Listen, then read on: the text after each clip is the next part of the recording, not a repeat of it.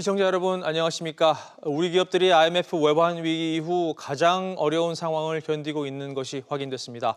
한국경제연구원 조사 결과 3분기 기업 경기 실사 지수의 평균 실적이 22년 만에 최저 수준이었고 이 다음 달 기업 경기도 코로나19 재확산의 더블딥, 그러니까 재침체가 우려되는 상황입니다.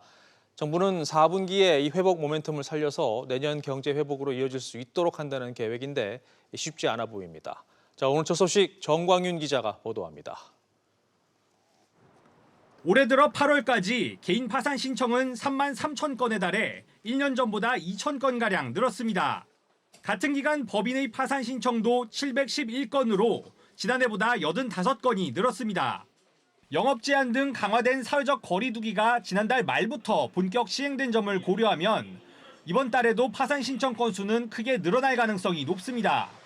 이에 따라 경기 회복은 한층 멀어졌다는 분석입니다. 한국경제연구원이 내놓은 다음 달 기업 경기 전망 지수는 한 달 전보다 1.1포인트 올랐습니다. 재확산이 본격화되기 전보다 상승폭이 크게 줄은 겁니다. 3분기 내수, 수출, 투자 실적은 지난 1998년 외환위기 이후 가장 낮은 수준입니다. 경기가 다시 하락 국면으로 접어들 수 있다는 우려가 나오면서 정부는 경기 반등을 위한 총력전에 나서겠다는 입장입니다.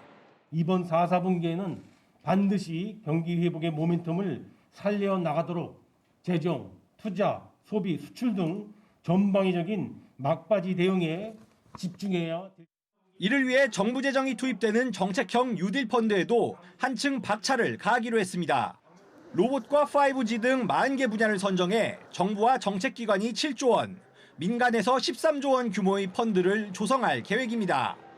정부는 다음 달부터 뉴딜 분야별 투자 설명회를 열고 관련 예산과 세제 혜택 등을 준비해 나갈 방침입니다. SBS CNBC 정광윤입니다.